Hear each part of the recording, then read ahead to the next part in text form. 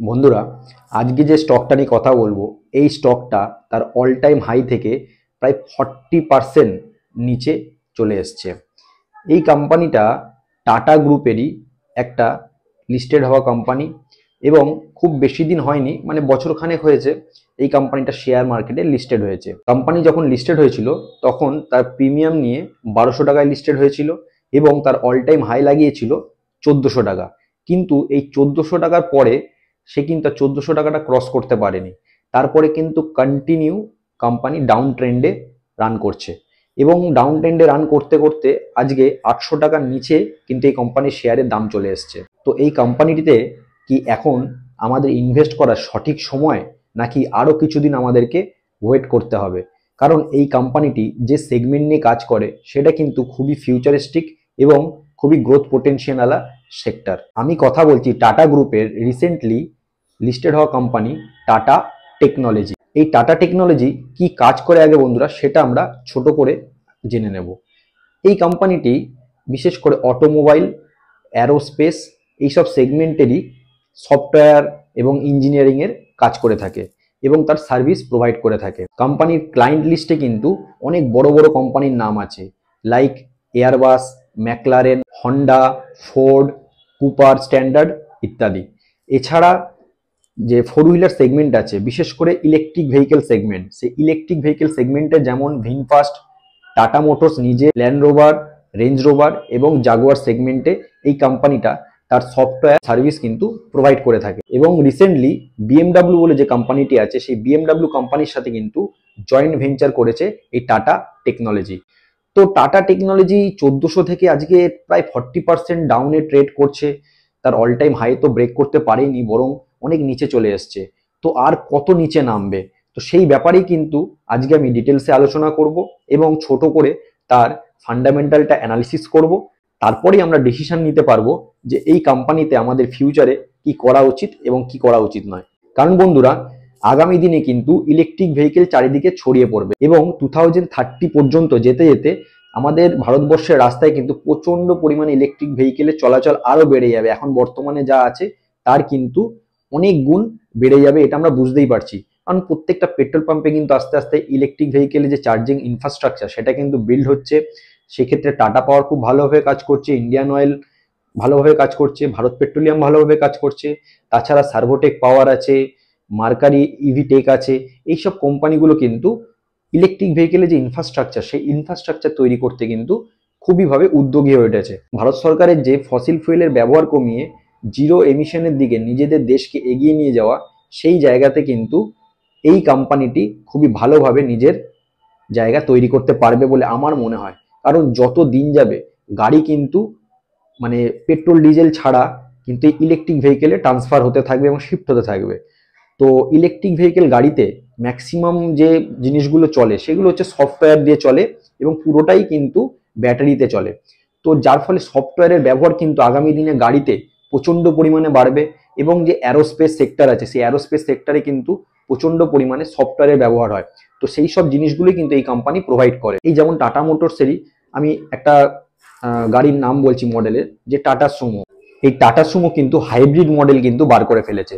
মানে টাটা সুমোর যে পুরনো মডেল ছিল সেটাকে কিন্তু হাইব্রিড আকারে রূপ দিয়ে টাটা সুমো আবার কিন্তু রিলঞ্চ হতে চলেছে। এছাড়া সব থেকে যেটা গুরুত্বপূর্ণ রিপোর্ট যেটা বেরিয়ে এসছে সেটা হচ্ছে ফোর হুইলার সেগমেন্টের যে প্যাসেঞ্জার ভেহিকেল আছে, সেই প্যাসেঞ্জার ভেহিকেলের সব থেকে বেশি বিক্রি হতো মারুতি সুজুকির ওয়াগনার। সেই ওয়াগনার কিন্তু এই থার্ড কোয়ার্টারে এসে কিন্তু টাটা মোটরসের থেকে পিছিয়ে পড়েছে। টাটা মোটরসের সব থেকে বেশি বিক্রিত গাড়ি হচ্ছে সেটা হচ্ছে টাটা পাঞ্চ, এবং ওয়াগনারকে হারিয়ে দিয়ে টাটা পাঞ্চ কিন্তু 1 নম্বরে উঠে এসছে এই কোয়ার্টারে সব থেকে বিক্রিত হওয়া গাড়ি। কোম্পানি এত ভালো একটা সেগমেন্ট নিয়ে কাজ করছে, তারপরেও কেন এত ডাউন ট্রেন্ড চলছে? কারণ যে পরিমাণে আমরা আশা করেছিলাম যে টাটা টেকনোলজি মার্কেটে লিস্টেড হওয়ার পরে কিন্তু রকেটের মতো ওপরের দিকে যাবে, রকেটের মতো তো ওপরের দিকেই যায়নি, উল্টে ঘড়ি গোদ খেয়ে যেমন নিচের দিকে নেমে যায় সেরকম গোদ খেয়ে নিচের দিকে নেমে গেছে। এর কারণ কি? এর কারণ যেটা বন্ধুরা, সেটা হচ্ছে টাটা টেকনোলজির কন্টিনিউ যে রেভিনিউ ডিগ্রোথ, সেই রেভিনিউ ডিগ্রোথ এবং তার সেল এবং প্রফিটে কিন্তু কন্টিনিউ কিন্তু ডিগ্রোথ আছে। যার ফলে কিন্তু বড় বড় যারা ইনভেস্টার তাদের কিন্তু মনটাকে খুশি করতে পারেনি। এর ফলে একটা ডাউন ট্রেন্ড আছে, যার ফলে যারা রিটেল ইনভেস্টার তারাও কিন্তু কিছুটা প্যানিক করে সেল আউট করছে। কিন্তু যদি আমরা সেপ্টেম্বর থেকে ডিসেম্বর কোয়ার্টারের আমরা যদি শেয়ার হোল্ডিং প্যাটার্ন দেখি, সেখানে কিন্তু রিটেল ইনভেস্টরের সংখ্যা বেড়েছে, আর ফরেন এবং ডিআইআই ইনভেস্টরদের সংখ্যা কিছুটা হলেও কমেছে। বা ডিআইআই এবং এফআইআই তাদের কিন্তু স্টেক কন্টিনিউ বাড়াচ্ছিল, জুন কোয়ার্টার থেকে সেপ্টেম্বরে বাড়িয়েছে, বাট সেপ্টেম্বরে থেকে ডিসেম্বরে তারা কিন্তু তাদের স্টেক কিছুটা সামান্য বিক্রি করেছে। আমার যেটুকু ধারণা, এখন যেহেতু 800 টাকার লেভেলে ট্রেড করছে এবং পি রেশিও এখন মাত্র 50, মানে এখনো কিছুটা ওভার ভ্যালুডে ট্রেড করছে, তো আমার মনে হয় 600 টাকার লেভেলে এখনো এই কোম্পানিটা আসার চান্স আছে। তো সকলকে একটাই কথা বলবো যে এই কোম্পানিতে যদি 5 বছরের জন্য কেউ সময় দিতে পারো, তাহলে অবশ্যই ওয়াচ লিস্টে অ্যাড করতে পারো। এবং আমার মনে হয় এন্ট্রি লেভেল যে 600 থেকে 650 যে লেভেলটা, সেখানে একটা বাইং জোন তৈরি হতে পারে এবং সেই জায়গায় ইনভেস্টমেন্ট করার জন্য লং টার্মে সব থেকে একটা ভালো সুযোগ হতে পারে। এখন 800 টাকা আছে, কিছুটা আরো কারেকশন হওয়ার সম্ভাবনা আছে, কারণ আগামী কিছু কোয়ার্টারও কিন্তু খুব একটা ভালো রেজাল্ট হবে বলে মনে হচ্ছে না। বাট কেউ যদি লং টার্মে চিন্তা ভাবনা করে, তাহলে কিন্তু তাদের খুবই ভালো সুদিন আসতে চলেছে বলে আমার এটা বিশ্বাস। এখন আমি এই কোম্পানিটার ছোট করে একটু ফান্ডামেন্টাল অ্যানালিসিস তোমাদের জন্য করব। বন্ধুরা, এই কোম্পানির মার্কেট ক্যাপিটাল 32,719 কোটি টাকা। কোম্পানির কারেন্ট যে প্রাইস মানে শেয়ার প্রাইস চলছে সেটা 806 টাকা এবং অল টাইম হাই মানে 1400 থেকে কিন্তু প্রায় 40% ডিসকাউন্টে কিন্তু এখন ট্রেড করছে। আর কারেন্ট পি 50 এখনো কিছুটা ওভার ভ্যালুড হয়েও ট্রেড করছে। আমি আগেই বললাম যে এই কোম্পানিটি কিন্তু আরো কিছুটা কারেকশন হয়ে 600 টাকার লেভেলেও তার শেয়ার প্রাইস কিন্তু দেখাতে পারে। তো আমার মনে হয় যদি কেউ ইনভেস্ট করো, ধীরে ধীরে অল্প অল্প ইনভেস্ট করে, একবারে সবটা ইনভেস্ট করো না। এই স্টকটা কিন্তু লং টার্মের জন্য খুব ভালো বলে আমার এটা মনে হচ্ছে। আরওসি আছে বন্ধুরা 28.3%, আরওই আছে 21.9%। আরওসি এবং আরওইটা কিন্তু 15%-এর উপরে আছে, মানে এখনো কিন্তু কোম্পানির সব ঠিকঠাক কিন্তু মেনটেন করছে তার আরওই এবং ROC. Company almost date free, খুব একটা বেশি বার্ডেন নেই, কোম্পানি ধার দেনা মুক্ত একটা কোম্পানি।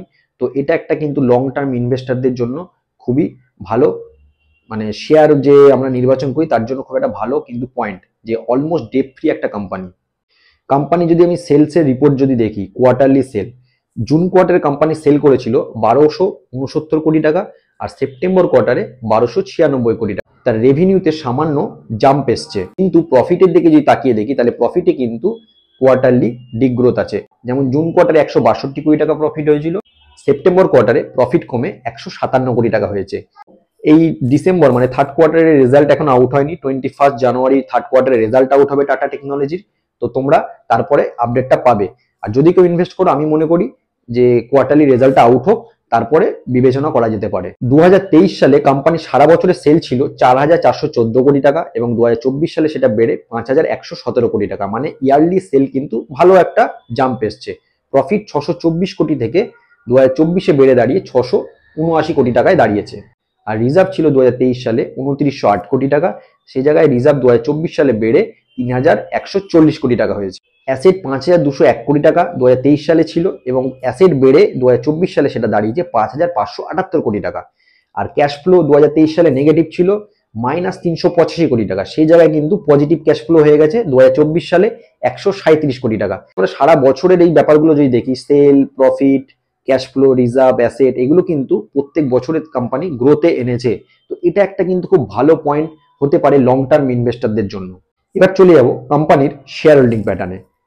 প্রোমোটার স্টেক আছে 55.22% এবং এফআইআই স্টেক আছে 3.10%। ডিসেম্বর কোয়ার্টারে এফআইআইরা তাদের সামান্য স্টেক বিক্রি করেছে, কারণ এফআইআইরা 3.62% ছিল সেপ্টেম্বর কোয়ার্টারে, সেই জায়গায় কিন্তু সামান্য স্টেক বিক্রি করে এখন 3.10%-এ আছে। আর ডিআইআই স্টেক সেপ্টেম্বরে ছিল 3.44%, সেই জায়গায় ডিসেম্বর কোয়ার্টারে সেটা কমে 3.06% হয়েছে। আর পাবলিকের কাছে 38.61% স্টেক আছে। তো বন্ধুরা, এফআইআই এবং ডিআইআইরা কিন্তু সামান্যতম সেল করেছে ঠিকই, কিন্তু আবার এফআইআইরা যখন এই রেজাল্ট, কোয়ার্টারলি রেজাল্ট, এগুলো সব ঠিকঠাক হয়ে যাবে, আমার মনে হয় তারা আবার ফিরে আসবে এই কোম্পানিতে। কারণ আগামী দিনে যে গাড়িগুলি আসবে, সেই গাড়িগুলি কিন্তু ম্যাক্সিমাম অপারেট হবে এই সফটওয়্যার দিয়েই, আর্টিফিশিয়াল ইন্টেলিজেন্স দিয়ে। অটোমেটিক্যালি গাড়ি চলবে, মানুষ ছাড়া গাড়ি চলবে, ড্রাইভারলেস কার। তো এইসব সেগমেন্টে যে সার্ভিস এবং যে সফটওয়্যারগুলো কিন্তু এই কোম্পানি প্রোভাইড করে। তো আমার মনে হয় এই কোম্পানির ভবিষ্যতে আগামী দিনে ভালো আরো অর্ডার আসবে এবং আরো ভালো প্রফিট, রেভিনিউ সবকিছুই কিন্তু গ্রোথে আনতে পারবে।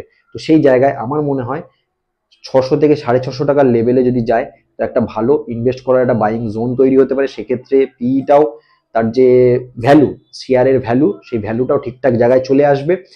তো এই ছিল বন্ধুরা আজকের ভিডিও। যদি তোমাদের ভিডিওটা ইনফরমেটিভ এবং ভালো লাগে তাহলে অবশ্যই একটা লাইক করে দিও। আর টাটা টেকনোলজি নিয়ে তোমরা কতটা কনফিডেন্ট যে ভবিষ্যতে টিসিএস এর মতো মাল্টিব্যাগার রিটার্ন দিতে পারে বলে মনে হয়, বা টাইটানের মতো? যদি মনে হয় তাহলে এটা কমেন্ট বক্সে কমেন্ট করে দিও।